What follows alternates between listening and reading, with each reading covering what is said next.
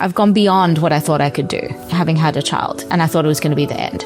Because you have to step up. It lights a fire up your ass. Natalie Chassay is a London-based chef, mother, and social media personality whose unexpected pivot into the culinary world has redefined her life. This year has just been a wonderful year of just consistently honing in on what I'm doing and what I'm about. Soon after finding out I was pregnant, I got really, really sick. So I had hyperemesis very intensely for the first 4 months, vomiting countless times a day. I was just so anxious and I didn't have anything concrete to get me up out of bed for. I was in a really bad place. There's a lot of shame. Am I not doing my job? I'm supposed to be looking after that kid, but I'm going off with my personal aspirations that might not even work. Looking after a child is harder than sitting at your desk, but you don't get financial reward for it at the end of the day. It doesn't hold as much weight, but it should. What's one piece of advice you would give to a woman balancing motherhood and career? Not that I do this, so I'm kind of giving myself advice, but learn how to. Don't think that having a child is the end of the road. It can literally be the beginning of the most exciting adventure. Welcome to Do Not Disturb, the inside story. I'm your host, Simona.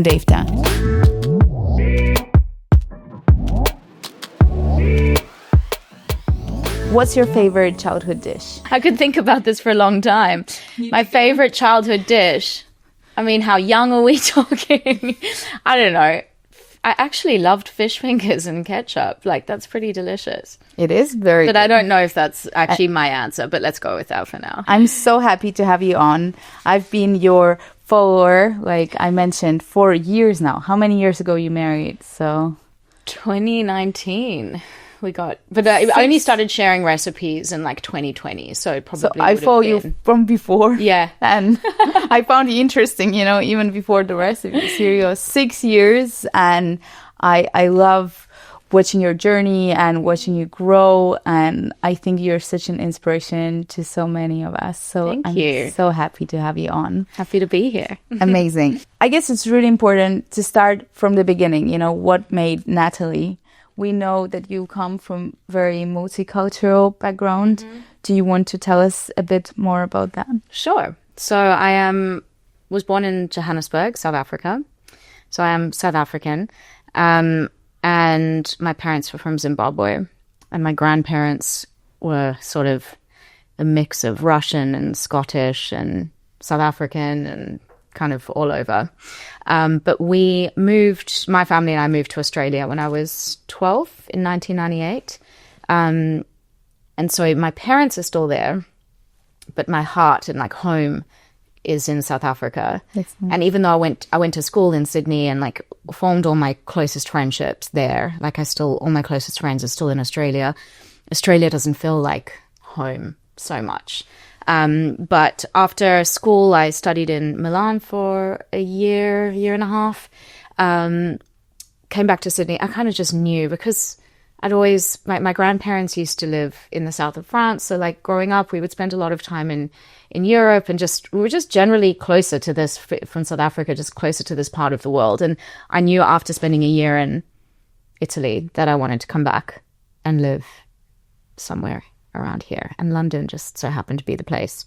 Visa-wise, it was easy. I had a Canadian passport. I have a Canadian passport. You have a Canadian passport. So I was able to South African from Australia. And I've only been there once. Yeah. I've been to Toronto once to renew the passport for 24 hours. But there was and I think they still have it. You can go, if you are Canadian or Australian or Japanese or Kiwi, I think you can come live in the UK for 2 years before the age of 30. So I did that thinking I'd come for 2 years. And it's now been almost 15, which makes me feel sick. It chokes me up a little bit because I'm very close with my family. And my parents and my sister are still there. But I have one sister who lives in Switzerland. So at least she's close with her kids. But yeah, we're all a bit spread out. So home and heritage, it's a weird topic for me. I feel a bit. And I'm married to an American. So... But that has influenced you a lot, right? I mean, Definitely. That opened a lot of perspectives on the world for you. I've always loved traveling, and I've always wanted to explore different places. Like from as soon as I finished high school, like I would work just to travel. Like I didn't actually have much direction. I was not career focused at all. Like I was almost like anxiously obsessed with traveling. Like I wanted to make money, and I was like working retail or like selling olive oil at farmers markets all over Sydney just to save money and get myself to Europe. And so like whilst there's a part of me that regrets that sort of like I felt like I was quite frivolous in my 20s, you know, just focusing on all this like hedonistic stuff. I actually think in hindsight, all of that travel experience, that's what's taught me how to cook and understand flavor combinations and like the Mediterranean diet. Like it's literally from traveling. So I guess I have no regrets. Sometimes some regrets, because I probably could have been a little bit more focused when I was younger, but here we are. It is it's all good. What it makes us. Yeah. Your Instagram account, like I said, I follow you from 2019, but I think you said you didn't even start sharing recipes until 2020, but like mid-pandemic, there was definitely a pivotal point in your Instagram. Yeah. Could you tell us about it? Definitely. I'd say for a long time, like my friends specifically were like, Nat, you have to start sharing recipes and you've got to be on TV and you've got to, you know, because obviously they'd eaten my food and they knew that I was really passionate about cooking, but I'd never shared any recipes online. And, you know, even at a time when like people had blogs, and I was like, I always thought I'd missed the boat. I was like, well, I've missed the boat. No, can't do a blog, can't do Instagram. Like I'm too old, or I just, you know, you just starting something from scratch feels daunting and weird and you just don't know where it's going to go. So whilst I'd always worked in food in some capacity, like working with restaurants, or when I moved to London, I worked for this luxury concierge company on the restaurants team. So it was really my job to be like going out, eating at restaurants and making, you know, relationships with managers that we could get people last minute bookings. So I've always like been in restaurants and food, always had a passion for it, never shared anything online. And I never considered it until, the first lockdown started. And I just remember everyone was like freaking out about you have to cook at home. Cooking at home, but also specifically like not like, oh my God, that, you know, I remember just seeing videos of like, you know, barren aisles in the supermarket, but things that were missing was like pasta and ready-made sauces and things like that. But then I would go into the supermarket, and started off as a little bit of a joke, because everywhere I went, every supermarket, every little greengrocer, anywhere that was selling fruit and veg during the pandemic, there was this like major abundance of fennel. There was just fennel everywhere. And it started off as a joke, like, hey guys, there's fennel at Waitrose Westbourne Grove. If anyone wants, there's fennel at Notting Hill Fish Shop, like loads of it. And I was like, actually, you know what? Let me start sharing some fennel recipes, because it's a very polarizing vegetable. I personally love it. It's fantastic. Fresh, cooked, like I'm a fennel freak.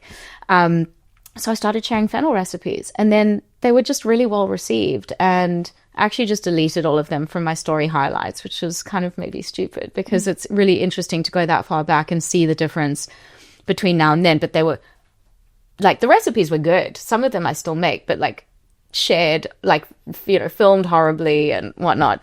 But people loved it. So from fennel, I just started having like a different vegetable of the week that I would show people what to do with. And then from there, I started, you remember when like Instagram lives were a thing? So I started doing like, other brands would ask me to do a live on their account, like to, you know, like I did one for Estee Lauder, you know, to teach a healthy, like a skin-loving recipe. And then from there, I started teaching online, like live cooking classes that I was hosting. And it was just a crazy year for me. Like I had a business, I had a career, and something that I never felt like I'd had before, even though I had.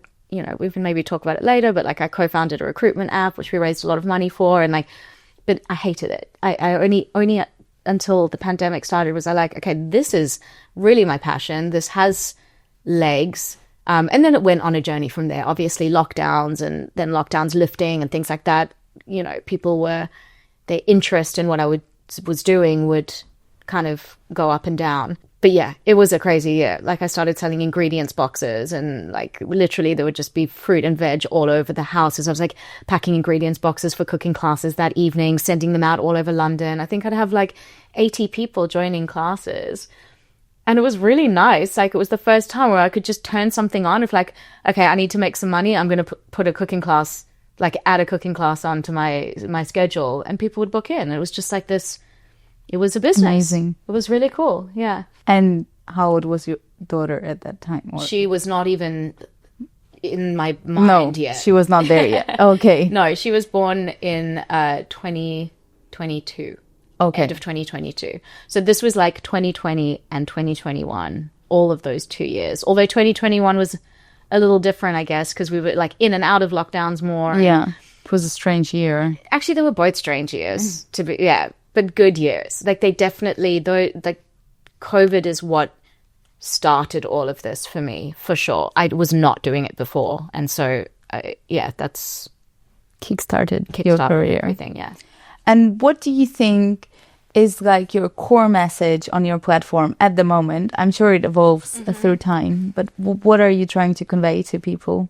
I actually really don't like recipes. Like, I don't like following recipes. I think recipes, when you try follow a recipe, it almost like, I don't know, it just makes you feel a bit anxious because you start losing your natural instinct on how to cook. Like, olive oil does not need to be measured, right?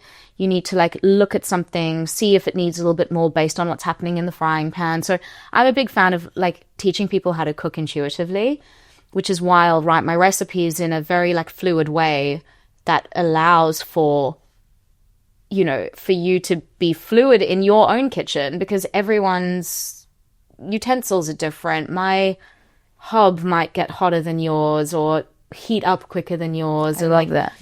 So, and even sometimes I became like that through the years. So but people that's will how be you like, need to cook, and that's when you can really cook to let go. Yeah. Following a recipe removes the therapy. The magic. Yeah. Yeah, and I think cooking can be a really therapeutic thing. 100%. Although I don't personally cook for therapy anymore. It's like all for work, which is great because it's like a different thing, but I don't really cook anymore.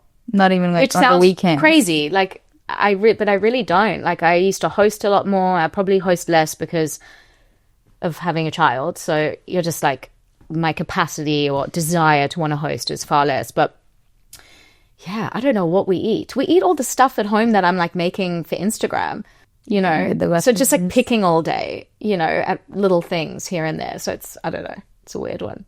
But yeah, so to answer your question, I want to inspire people to have a bit of confidence in their own intuition and to taste food as you go. Like, always taste at every single point. And more lemon is usually what's the needed. Answer. Yeah. That's great. More lemon, more salt, more olive oil, more chili. In more my parmesan. 20s, I remember that pivotal moment in me when I used to follow like Otto Lenki book and be stressing that I don't have something, you know. And then I was like, no, like, just, you know, you've cooked enough to feel the food, you know. And now I'll be doing my aubergines and I add a, you know, teaspoon of miso and just marinate it and maybe a bit of tahini and like, and everyone's like, how did you do it? And I was like, I'm not even sure, but like I was just playing with it and had a fun, and it tastes great and you're happy in the end, rather than like, my cookies didn't have a pinch of soda, like, you know, it's gonna be okay, you know. But yeah, no, I totally agree. Like, even I have this recipe for this oxtail stew that was my grandmother's recipe. I know how to make it now, and probably I could make it, like, the recipe is written, like handwritten, and it's a bit weird. There's a few steps that like don't make sense to me that I think are totally unnecessary, but I'll do them anyway because it's in the recipe. And I'm like, why am I doing this? Like, why am I, you know, like putting the tomato paste in halfway through? I should have put it in the beginning. And so you lose that sort of. But grandma's recipes, you have to just do them as they are. I mean, that's, Can't mess with is it. different. Yeah. So you've described the past year as the best year for your life professionally, and your child is just 2, you told me. That is not what most women would say. So I really wanted to talk about this more.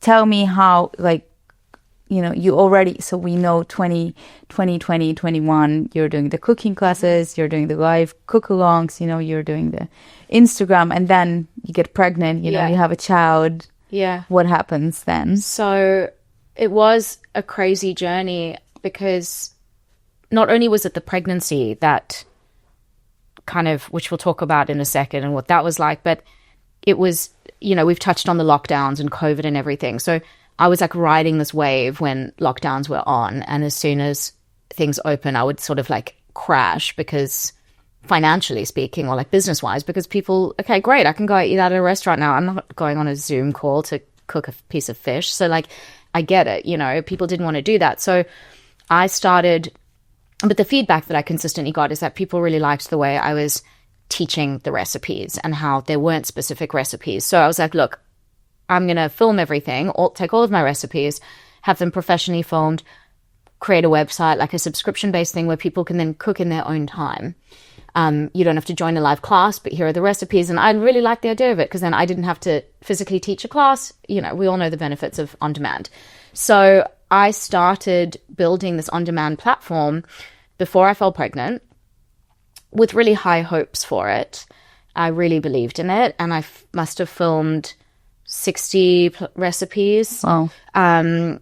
And each recipe is like an hour long. So like it was intense. A lot of work. Then soon after filming, I found out I was pregnant. And then soon after finding out I was pregnant, I got really, really sick. So I had hyperemesis, thankfully not for the entire pregnancy, but very intensely for the first 4 months.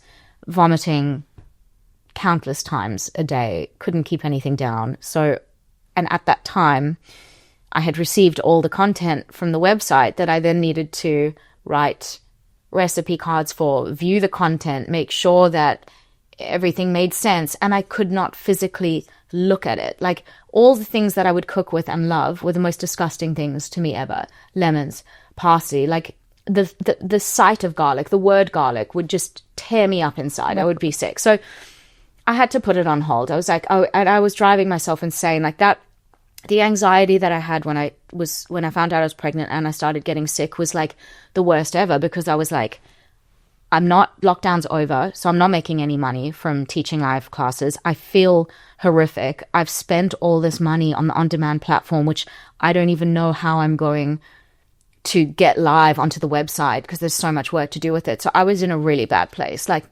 I was just so anxious, and I didn't have anything concrete to like get me up out of bed for. So I would just spend the entire day like sick in bed for months and months on end. Then eventually, once I started feeling better, I was like, okay, let me get back to the website. And I only launched it in September. And I was feeling really good then, and I launched it and it was well received. And I started teaching live classes again for free to promote the website. And I signed up a lot of people. I mean, a lot. I think I maybe at one point had like 70 subscribers. Like paying monthly was good, you know, like, but that was just the beginning. Then I had a baby. So then I was down again. So it's just been this like, it was this up-down journey. So she was born at the end of 22. And then we were, you know, as the newborn phase is really difficult for everyone, it was difficult for me. I think upon reflection, I definitely had postpartum anxiety more than depression. But like, you know, in the moment you think you're fine, but like I couldn't eat for weeks after giving birth. Like I was just running on this, like, even though I didn't necessarily feel anxious, you know, like not being able to eat, not having an appetite is a sign of something. So like, it was a weird, very weird time. Not having family here, although my parents did eventually come for a month, but then they left and that was difficult. And then that 2023 continued to just be a weird year. We went to Cape Town for 3 months, which kind of started off this this unplanned year of being nomads and traveling. So it was near to impossible for me to do any actual work, you know, even though I felt like maybe I was ready to, or I could, I just couldn't, because I had a baby and we were moving around so much. So we didn't have help, and you need help. Like there should be no shame in saying it. Women cannot do it all. You can't be creative and actually put time into something when you are looking after a young child. It's if you don't have help. Just function, you know? You just brush your hair. You know, and like from month 5 until for a good 5 months, she was in this like horrible sleep regression that just never ended. She did not sleep through the night, you know, and it was really, really hard. So 2023 felt like a write-off. And I gave myself a bit of grace. I was like, it's okay. You know, I've had a baby. I mean, I say I gave myself grace. I probably didn't. I was still trying to shoot content, but not really sure what my shtick was. You know, I haven't refined it in the way that I have this year. So anyway, Come end of 2023, I was like, okay, 2024, we're back in London. Like, this is the year. Like, there are no excuses here. I have a full-time nanny. Well, I will have. We were in Sydney until March of 2024. So the first few months were still a bit like all over the place and difficult, which felt strange because I wanted to like start the year with a bang, but I couldn't really. But I decided 2024, I was going to start teaching in-person cooking classes, which I did and was received really well. And I've taught many this year, which has been great. But I also knew I really wanted to focus on creating content really consistently.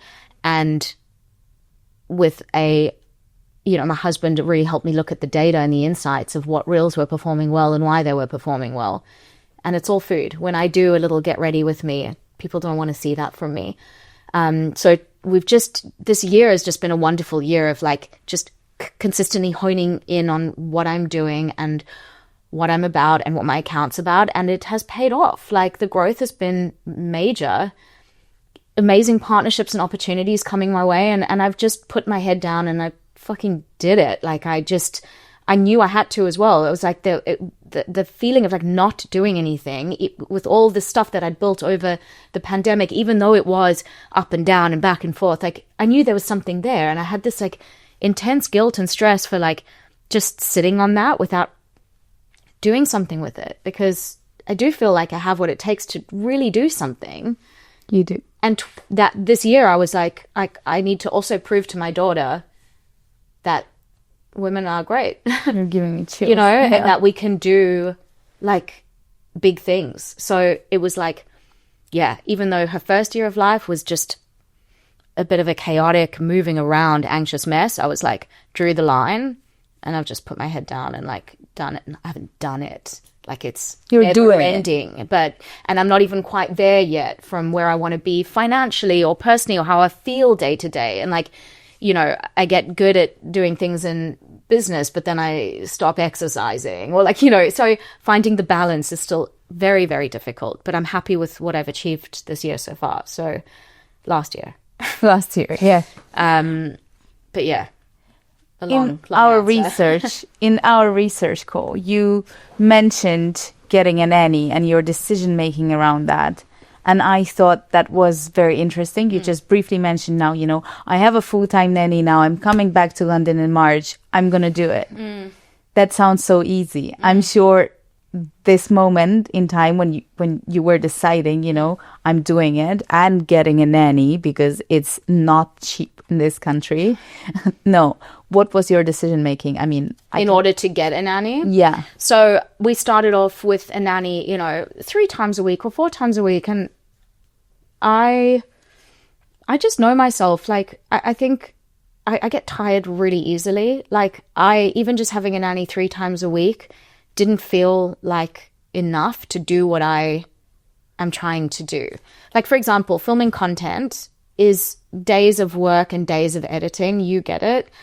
The food stuff, it's like messy and it's physical and it's tiring. So sometimes I think to myself, okay, maybe we shouldn't have a nanny. Like, it is really expensive, and like I could be saving all that money and maybe film my reels while Navy's napping, and then I actually have to stop myself and be like, what, and absolutely destroy myself. So because I've been there when I've tried to do it all. And like, okay, be a mum, put her down for a nap, then put your work hat on, and it doesn't, for me, it doesn't work.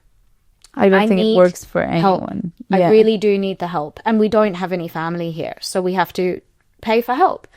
And it's weird. Sometimes like talking about it, it feels like this, this real luxury when you talk about having help, but it doesn't feel like that for me. It's like, it's a necessity because my husband and I are both self-employed.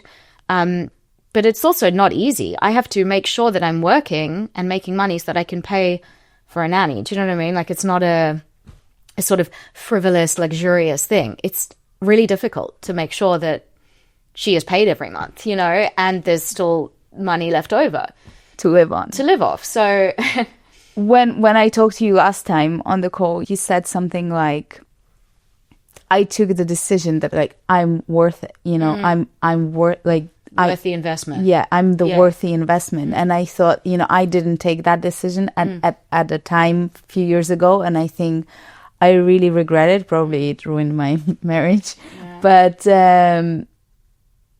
it's such a difficult, I think maybe now also my child is almost 10, but there is a lot of shame, social shame. Like, am I not doing my job? I'm supposed to be looking after that kid, but I'm going off with my personal aspirations that might not even work, right? You don't even know if your blog is going to take off or if my sauces are gonna sell, So you work off that idea that you're worth the investment. You really have to believe in yourself. So how did you know? How did you find that voice inside you? Well, I also think, I guess I have, well, maybe it's not unique. Maybe a lot of people are in this situation, but even though we have help, I'm still fortunate enough to be with Navy all through the day. It's just that someone else is there to take her for a walk or make her lunch or clean up or put her down for a nap.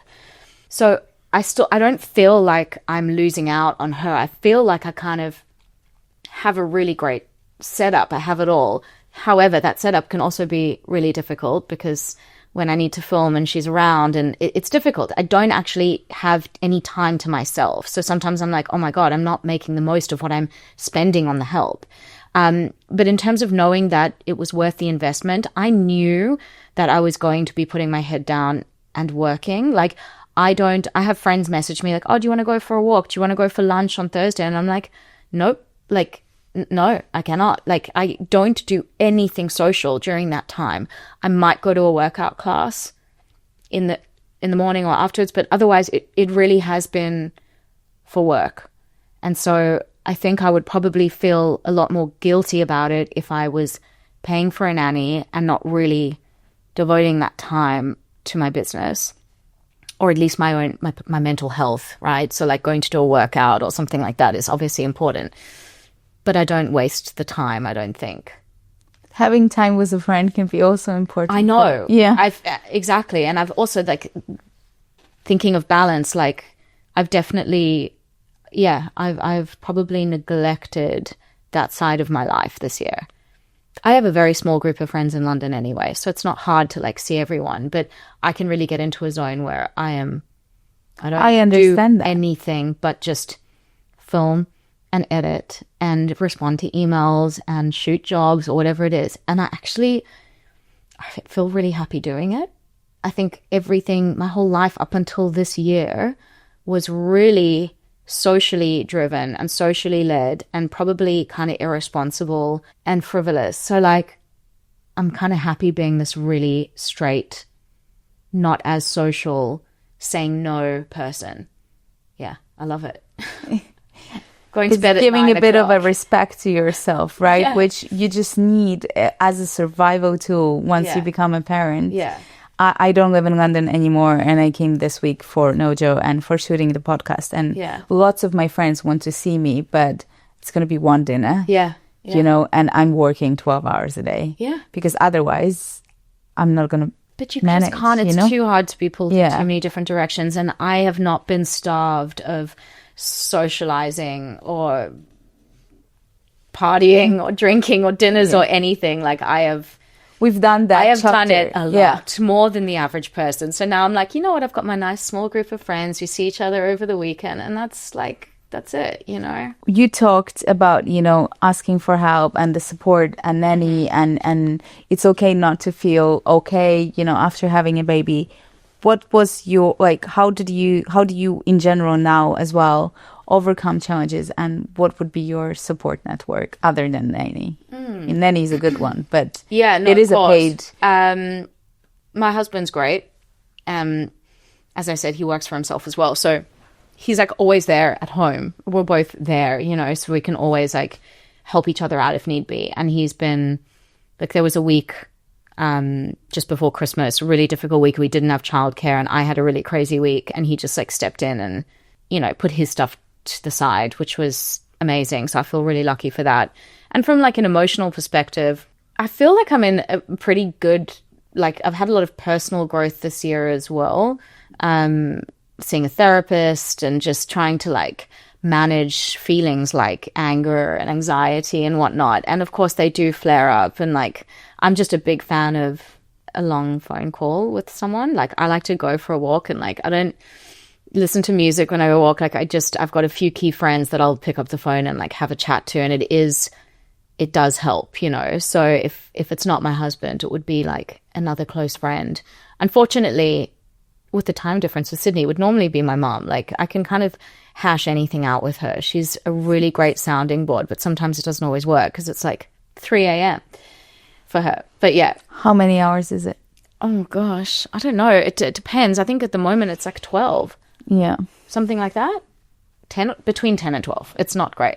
It's not easy to make it work. Yeah. And what is your like expectation of a balanced life? Like you said a few times, you know, there is just no balance. When you want the sport, you want the therapist, you want the career, you want time one-on-one with your kid. Hopefully, you know, you want some time with your partner as well. What is your, like, what do you expect from life? Like, how do you want to achieve that balance? Like, what does the balance look like for you? I mean, balance, whether it's achievable or not, to me probably looks like something that I don't know if I'll ever have in London.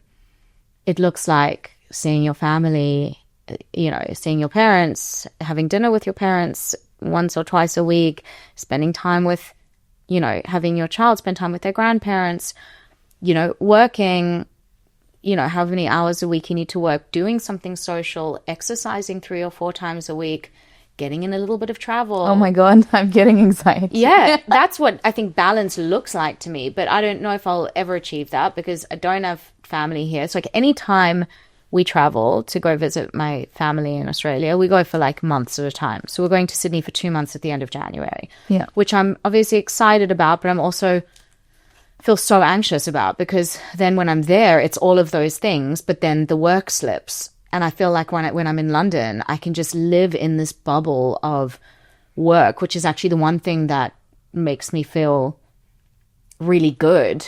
I don't know. It's confusing. Like maybe balance doesn't actually exist and we're all striving for this concept of balance. And it's not, I don't think there's such thing as weekly balance maybe. It's more like periods. Well, at least for me, it's just periods. But then I get very uncomfortable when... In either of those. In either of those periods. So I don't know. It's kind of, it does my head in, actually. Because I don't know what really, really fulfills me. Like work at the moment is really fulfilling me and I feel very driven. But that's probably not great for the spirit. You know, like there has to be more. Yeah. I don't know. Balance is, I've not nailed it. I think it feels unnailable right now.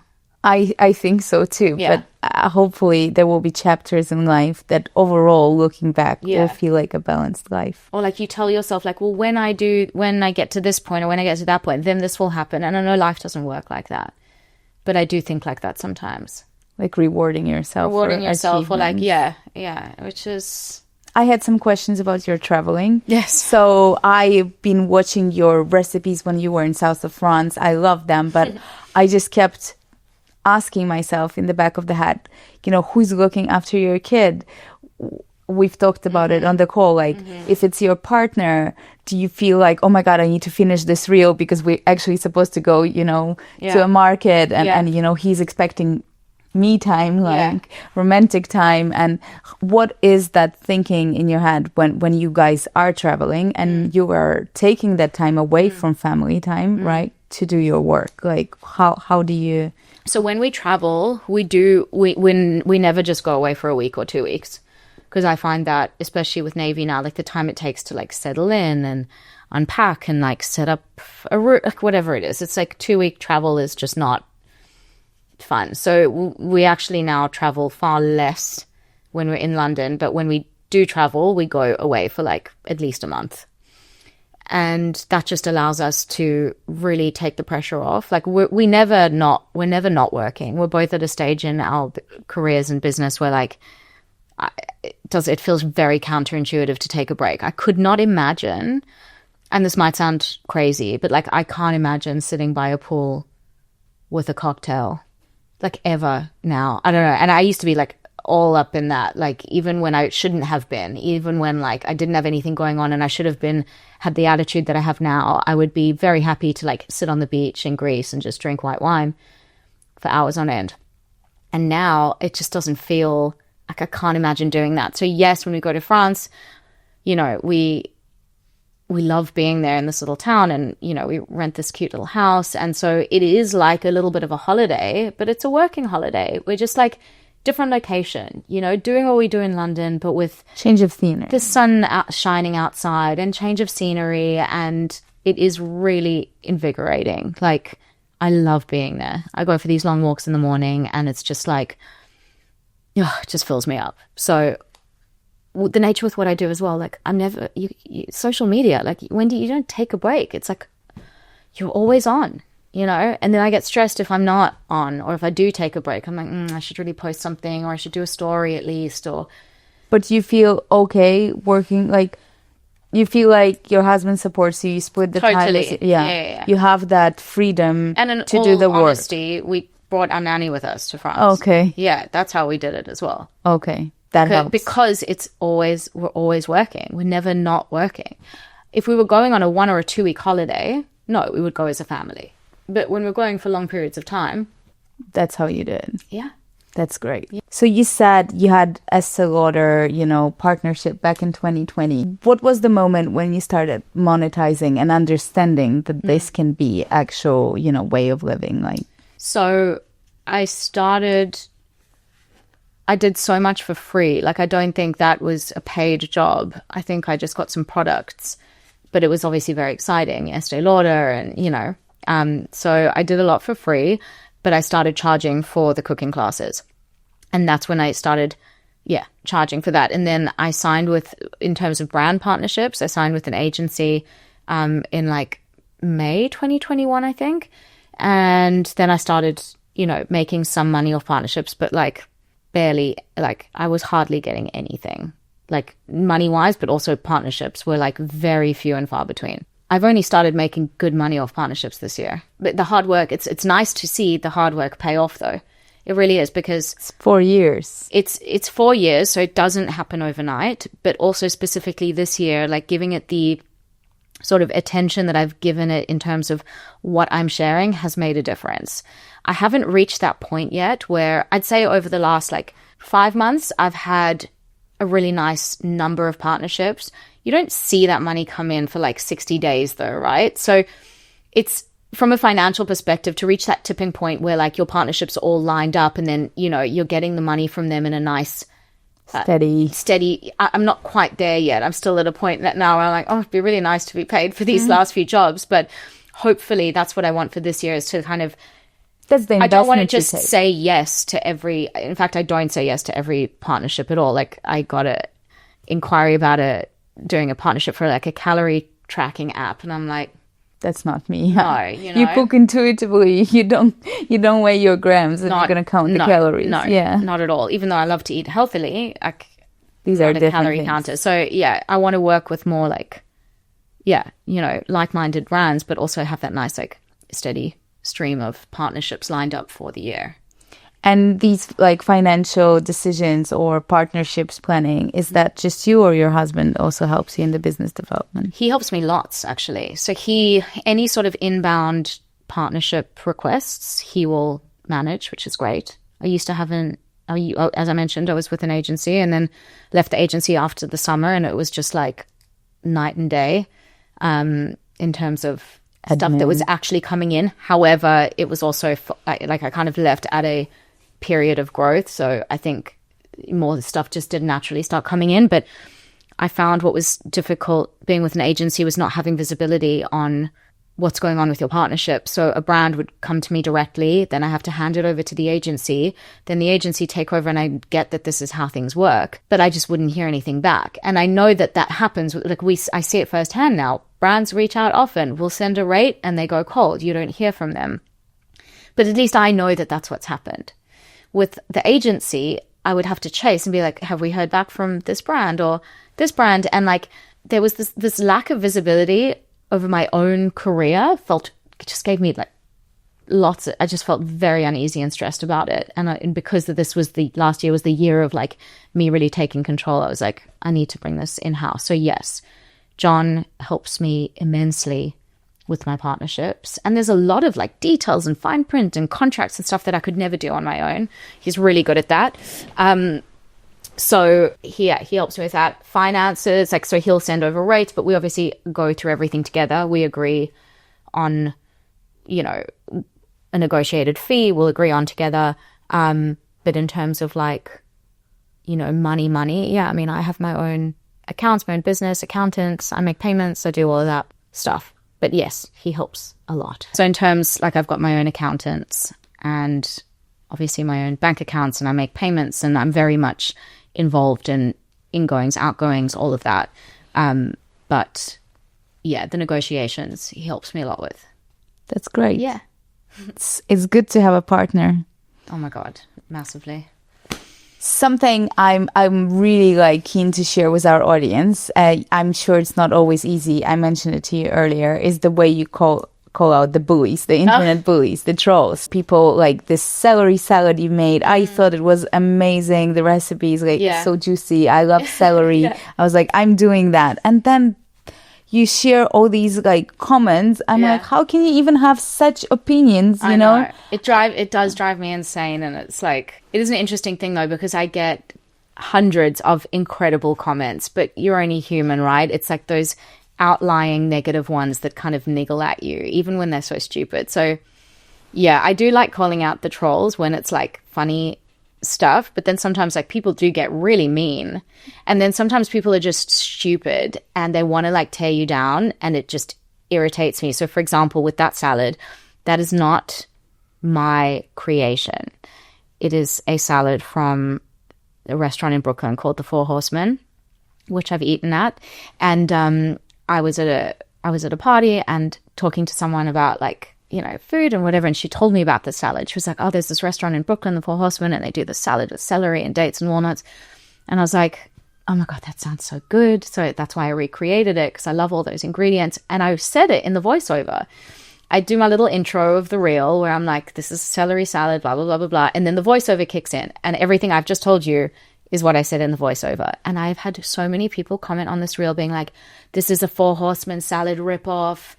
She's just copying the Four Horsemen salad. And I'm like, the voiceover is an ode to the Four Horsemen salad. So like things like that, people's attention span is so short that they don't even watch something through to like make a snap decision about something. And then people just write stupid stuff. Like, it is mostly funny, but then I'll get like, someone commented on something yesterday saying how disgusting I make food look, and the sounds when I'm eating it, and the flavor combinations are vile. That just makes me laugh, because they are not. That like I'm fully confident in. Nothing really gets under my skin a lot, but in the last few weeks, it's been more so the frequency of these little comments that do start to get under your skin. So even though like there is no specific comment that hurts, overall more people following you, and that comes with good and bad, right? Yeah, it comes with good and bad, but like most people are so lovely and so grateful for sharing recipes or ideas. But it is interesting now, like we were talking about that intuitive cooking thing. I'd say in the last 3 weeks, I've got a big influx of followers who want really specific recipes, and I can see that they're following something to a T. Like someone wrote yesterday, what do you mean by half to a whole cup of cream? And I'm like, I mean somewhere in between half a cup and a whole cup, depending on how much, you know? Yeah. So I feel like I might need to start refining recipes a bit more, because people are just commenting like, recipe please. And I'm like, but I've written... it is in the caption. Yeah. It's maybe not clear enough for some people. I don't know. You can play with it and see, yeah.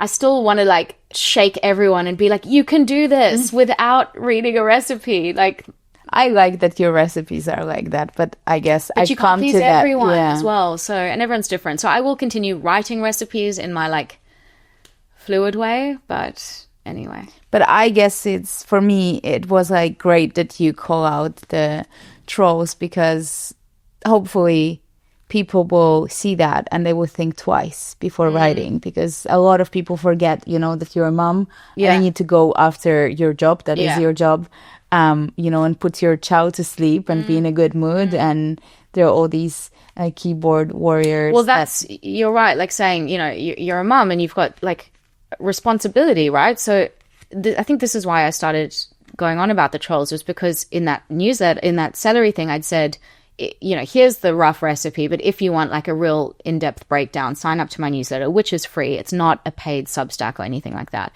And so many people are like, oh, this is just clickbait. And it's like, actually, no, I'm just trying to build my newsletter database. It's for free. You don't have to subscribe. If you don't want to, watch the video. There is a step-by-step video here that you're watching. It's not a complicated recipe, and I've loosely written it. And it does scare me sometimes. I'm like, imagine if Instagram just glitched out and tomorrow was all gone. What have you got left? So of course people want to grow a newsletter database. Like, my account has been stolen recently. It was such a traumatic experience. So I just logged in my Instagram, double authentication, all of it, Yeah. And all gone in a second. Even with 2-factor authentication, stop. Yeah, and then I get an email like, if you want it back, you have to pay us like. Oh, so it was like held to ransom. Yeah. Actually makes me feel sick. I'm sorry, but you're right in growing, the newsletter, and it's strange people expect everything for free. Like, you've put 4 years of work into this. So. And it still is for free. Yeah. So there's that, and then another thing that comes up is like a lot of people seem to comment on the fact that I plate food with my hands. I mean, I don't know if anyone's ever been into a kitchen with a chef. They're not using utensils to plate your salad. Like, it's handy. My hands are clean and it's my family. Like, someone said yesterday, oh, she's eating off the same tray that like people are going to eat off. And I'm like, do you really think that every time I share a reel, it's for a dinner party that I'm having? Like, my daughter ate this chicken and my husband ate this chicken, and they did not have any problem that like I had taken a few bites out of it. You wouldn't have to defend yourself. It's your channel. That's the whole point. It's so funny. But the little things that get people going is that, like me eating off the main plate and me plating things with my hands. I love plating things with my hands. You've got so much control. I like to eat with my hands, so you will not. Yeah, you're not putting me off. I could eat like spaghetti with my hands. I don't really like the fork. I hear you on that. Yeah. I think it's great that John is such a great supporter of you. I think it's very important for us as women to feel supported, especially in the beginning, as it's such a big journey. I mean, professionally, but also rediscovering yourself after having a baby. It's a very transformative experience for many. But could you also tell us if there have been any like tests to your relationships in this new chapter? Since motherhood? Yeah. And career. Definitely. I guess both. I think this year has probably been the best, because we've been so like even. Like, he can see that I am, just as busy as he is. Whereas in the first year, when we were moving around and traveling a lot, first year of her life, he was working. I mean, he's always working. It's not like he's not working now, but, he was the one who was working. And so I was looking after Navy, but I was also still trying to work and grow something. It was just a very confusing time. And there is definitely, like, I think women, you can really build up a lot of resentment for your partner, which is really hard to like shake off. It's just, there's no two ways about it. Like, it was tough. And I remember feeling like I was doing everything, even though, and I'm not just saying this because he'll watch this, but he is really, really hands-on. And even like now, very much so. Like, we've gotten into a really good rhythm of how we do things. Like, I'm more of a morning person, so I'll do the mornings, even though Navy wakes up at like 9 a.m., which is crazy. I know. You're blessed. Yeah, I shouldn't jinx that. But she wakes up really late, so I'll, do mornings. And he does bedtime and bath time. Like, I'll, of course, go in and say, good night, whatever. But it took us ages to find that rhythm. And I say ages. I mean, she's only 2. So it's not... 2 years is a long feels time. like long, But it did take us some time to find the rhythm. But it was also like, I needed to start doing my own thing to also have that more like confidence in dividing stuff and being like, you're doing this, I'm doing this, because I'm also busy.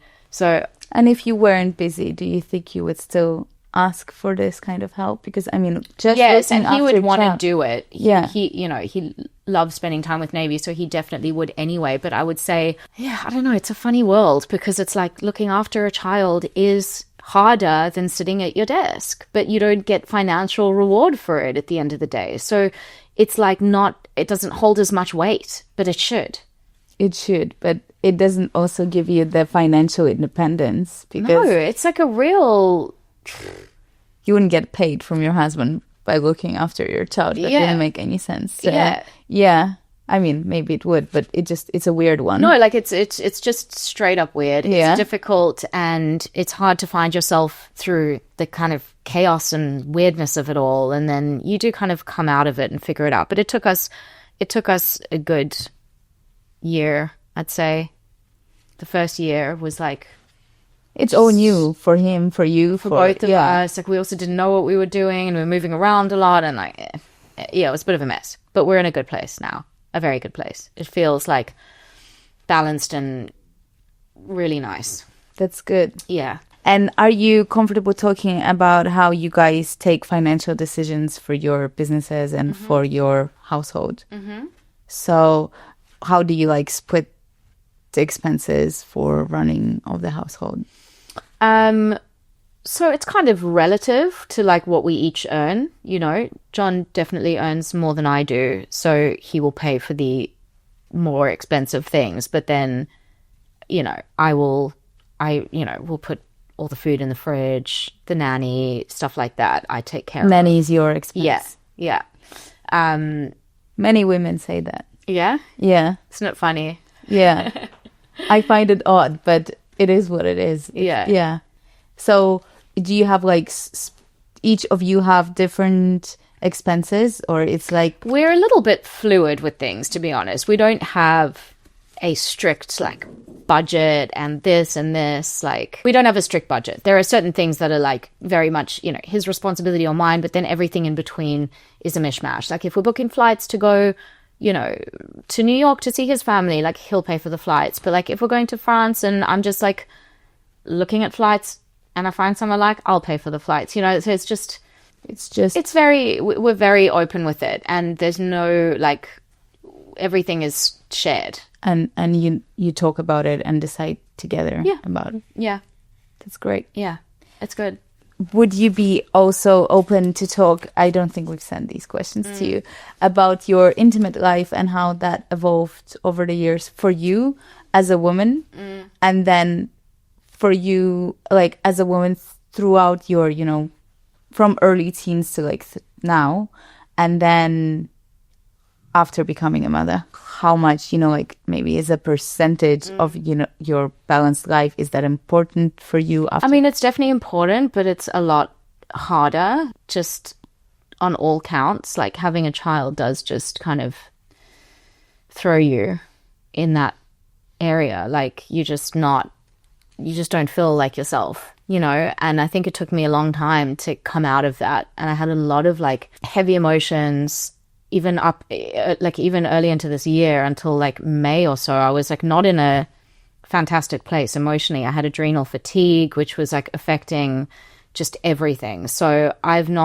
it's something that I want to work on more in, like, you know, this year, and just kind of get back to a place where I feel more comfortable with myself and in my own skin. I've had like from a body image perspective and journey, things have changed a lot, and I'm still not really like sure how I feel about myself at the moment on a physical level, you know. So there's definitely a lot of work to do there, and I'm probably like brushing it under the rug a little bit for now. I just feel like you get to a point in your life, especially when you're busy, you're like, there is only so much that I can handle and try work on or fix all at once, and I have to like pick and choose what takes precedence when. And in your earlier days, was that different before having a child? Like, what did you feel more confident? Did that area of life take more space of your life? Probably a little bit, yeah. just because I feel like we've interviewed a couple of women, but different women say different things. But I think it's such an not talked topic about. When I had my child, I was definitely like, I just thought, okay, the doctor says 6 weeks, 6 weeks, I'll be back at it, and it's going to be like it was before. And it definitely wasn't. Like, I just had to rediscover this chapter of my life, like, completely for myself, and what it means and how much time it can take. I can tell you, after 10 years, it's all back to to normal. But I think women need to know that they're not alone with rediscovering even like your body. I think, yeah, my body, maybe when my son was a toddler, like, it came back, but then it evolves again. It's like, yeah. The body thing is interesting because, like, I used to teach spin classes before, like, I started all of this. So I was in, like, really good shape. Although, at the time I still thought I was not looking great. It's like constant body dysmorphia. You were sharing that on Instagram, and I thought that was so great. But it's like, I'll look back at those pictures now and be like, what? Like, I looked amazing.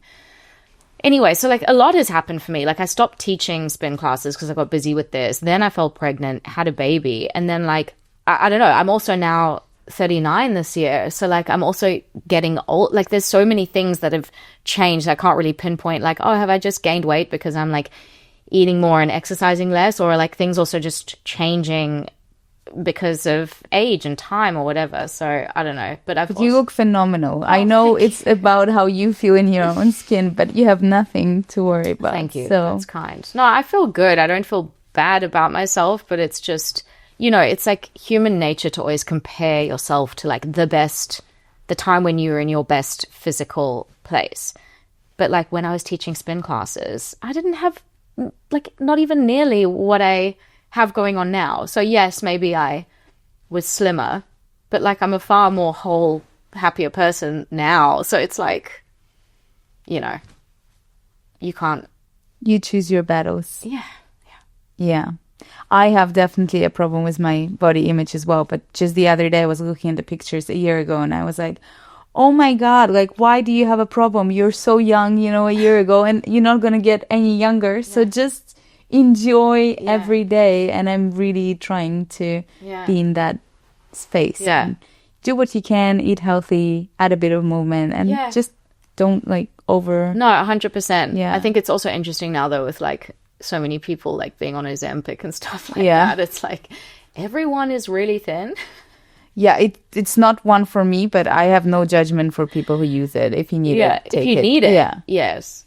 Yeah. But it's it's an interesting one. But yeah, it's like, I think the most important thing is to just try and be as, like, kind to yourself in the present, because the version of yourself now is the one that you'll look back on in 5 years and be like, what was I worrying about? What was I upset about? It'll be like that forever. A lot of women say the same thing. It's just like, I'm very close to my grandma. She's 88, and she will go like, oh my God, when I was 79, I was so young. And that just gives me, like, when I was 79, okay. Cute. I could travel, or I could, go for a trip with my friend, and I'll go like, okay, just be happy and just enjoy. Yeah. So it's all about the moment. So tell us, what is next for Natalie Chassay?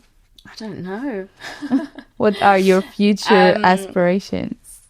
I'd say even only in the last 4 months have I really even, like, honed in more on this, like, rhythm and formula of things that of what I'm doing on social media. Like, even if you go back on my feed, you'll see it's probably only been, like, a few months of it looking exactly how it looks now. You go further down, it's like, oh, there's, like, a travel reel or, like, a get ready with me, and, like, that's kind of all gone. Like, I'm really laser focused now on just food content and shooting in a very specific way. So I just want to, like, keep going with that, keep creating recipes that I find easy and delicious and accessible, and, like, it's stuff that I want to share, and, build my community. And of course I want to work with more brands, but, like-minded brands. I don't want to be working with anyone from, like, a place of needing the work. I want to be able to really pick and choose who I work with and why and what I say yes to. As an extension of your... Yeah. You know, and it's a nice place to get to. And I hope that I can get there. I don't think I'm necessarily there yet. Like, I'm probably at a stage where I would still like entertain conversations with things that might not feel like completely aligned. Actually, I don't know about that. I think I would say no to something. I don't know. Anyway, I want to just... said no to the calorie. Yes, I do want to just keep... I just want to keep building and creating. That's great. Yeah. No specific, like, need to do this by this by this. Yeah. I think it's great because it gives you freedom to work, but also doesn't put that anxiety and pressure. Yeah. I've been changing my goal settings as well to be less rigid. Like, yeah. I want to achieve certain feeling out of my career rather than like this turnover or I don't know. It just, because then you can set yourself up for disappointment. Like when I started teaching the in-person cooking classes, I'd set specific goals of like how many I would like to teach each month and like, you know, increase the number. And actually, as great as that's been, and I've met and connected with so many people who've like come into my own home to cook and learn and eat, and it's been wonderful. I probably want to do less of that this year because, it's just a huge amount of work. And so now I don't have like a specific tangible product, I guess. Like I'm not selling, like I will still do them if people reach out to me, but I don't think it's going to be something that I'm pushing as much this year. So there's no like specific targets that I'm trying to reach for that. And then partnerships, you just never know when they're going to come in or not. And they always come in, they always seem to like come in maybe even when you least expect it. And you're like, oh, something cool comes along. But it's a weird one because it's a little less out in your control getting a brand deal. They come to you. So you just need to focus on your... So I just need to focus on myself and what I'm doing and kind of keep sharing the love of food and hopefully good things happen. Hopefully. Yeah. I'll be keeping my fingers crossed. I just have a few more questions for the closing roundup. What's one thing you wish you'd known before becoming a mother? It's all going to be okay. I was so scared to have a child. Like, I waited, quite some time. And I think you actually become the best version of yourself. You really do. Like, it's this sort of... they become this like compass. Like, having a child just guides your decision making and your ideas and your vision and everything. So I really didn't have that before. Like Navy has changed me so much, and the love is like indescribable, and people do tell you that. Yeah, but until you're there, and like I also think it's hard. It is really hard, but like you can do it. You just do it. It's not something to be feared. That's great advice. Yeah. You'll manage. Like, you'll find a way. You'll find a way. In fact, like you'll find, like in my case, I feel like I've gone beyond what I thought I could do, having had a child. And I thought it was going to be the end. I mean, even now, which is crazy that I have this information, I know this to be true, and thinking about having another child, I'm terrified. Yeah, it is terrifying. It is terrifying. I'm terrified. Like I was lying in bed last night, like freaking out about the idea. But I want to do it. I also need to do it because There's a clock. There's a clock. I'm turning 40 next year, which is great. I'm like really excited about that. But yeah, I've also got other things that I want to do with my business. So I don't want to be like, I want to have a child this year, that would be amazing. But I'm petrified of like rocking the boat because I feel like I'm in a good place now. But yeah, I feel like that's a conversation. Like I need to speak to some more women similar to like doing in similar fields with multiple children, just to see what people say. Because it is nice to hear from people, like it's good to ask. Hopefully this is what this podcast is about. Yeah. But just believe it's going to be all okay. Like you just said. Like I just said, 1, 2, just more love, less sleep. And that's... and hopefully in a few years it's going to get easier with having to. Yeah. What's one piece of advice you would give to a woman balancing motherhood and career? Not that I do this. So I'm kind of giving myself advice. Even better. But like learn how to delegate and to ask for help. I really don't like asking for help. Like I'll happily ask my husband for help. I've got no, like, because you're like a unit like this, but I just really struggle to ask other people for help. It makes me feel uncomfortable. So I do a lot on my own, and it's just stupid. It shouldn't be that way. You know, there are good people out there who can help and who want to help. Definitely. I think, that advice. Like, also with women in career, like, there are so many people, like, of course, you have to think about the cost of things. Like, I'm not in a position to hire someone as much as I'd love an assistant, you know, but there are, you know, amazing interns out there, people who want the experience.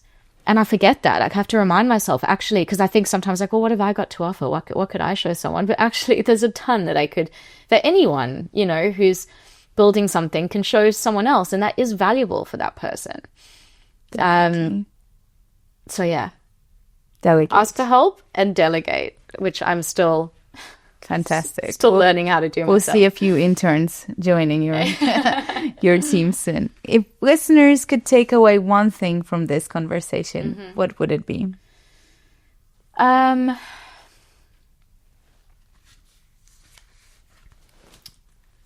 think, as we'd kind of said before, like, don't think that having a child is the end of the road. It can literally be the beginning of, like, the most exciting adventure, because you have to step up. And that, like it lights a fire up your ass. And so you actually become this person who is just ready to go and to get shit done. And that's something to really be excited about and not fearful of. And I actually see that in a lot of women. They have children and it's like, okay, the stakes are higher now. We got to, like, you know, mobilize, get into action. And that's really cool, because you can find yourself cruising before. I was cruising. I was working, but I was also cruising. In my team at Nojo, I hire a lot of women that are mothers. One of them has 3 children. Yeah. And she does pickups every day. And I know she will get shit done. Yeah. Because she has 3 kids to feed in the afternoon. And she will be so laser focused. Yeah. You know, and then there are younger girls. I mean, they're great and they help me with other things. But they'll just spend hours doing things where she will, like, there will be no second wasted, you know? I think you also learn, like, you can't put things off for another day, because, like, as a parent, you realize, well, they might get sick. They might get sick. Or something happens, or, like, they wake up with conjunctivitis, you know? Yeah. So it's like, you just have to get stuff done today, because you don't know, tomorrow is very much out of your control. It's like that for everyone, right? But especially with kids, you know, we can be real. But, yeah. You do become this, like, very empowered, like, high-functioning person as a mother, which is great. Fantastic. Like, that's a cool thing, you know? Definitely. Yeah. I mean, there are stories in over the decade of my parenthood. You wouldn't be able to make it up. I was pitching to investors for Nojo, and then the nanny called, and she was like, Samuel was bitten by a sheep, and, you know, you need to get to the hospital by a sheep. Oh to get a tetanus shot. And I was like, what? You can't write this stuff. Like I'm in the middle of a pitch, and I was like, sorry guys, my son was bitten by a sheep. And as I said that, I was like, I can't believe it. Like, why now? Like, they went to a farm. I had to leave. Did they, like, at least, surely they found it kind of funny? They found it funny, yeah, but they did not. Did they invest? No. But, yeah, I mean, maybe they were not the right people. But the point is, you know, you, like, literally, I mean, this is being a mother, I guess. Yeah. You kind of learn to deal. I remember, like, in the beginning, if, like, there was a little curveball thrown, I used to freak out. Like, oh, if the nanny couldn't make it, even if I didn't have anything major going on. And now then you just get used to it. You just build up this tolerance to deal with shit. Like the week before Christmas, our nanny was sick all week, and it was the busiest week of my entire year. A huge catering job, cooking classes, content to shoot. And I literally felt, of course, there were moments where I was like, fuck, this is stressful. But I didn't really feel a huge amount. Like, sure, John was there to step in and help, but, like, you just pivot, adjust, and you just move on. Even a year prior, I would have been like, oh my God, the nanny, you know. So you just become, like, a I can do badass it. bitch. You know? Love that. It's good. It's good. We need more. Empowering. Yeah. Strong. Yeah. Fantastic. I think that was a great ending to our episode.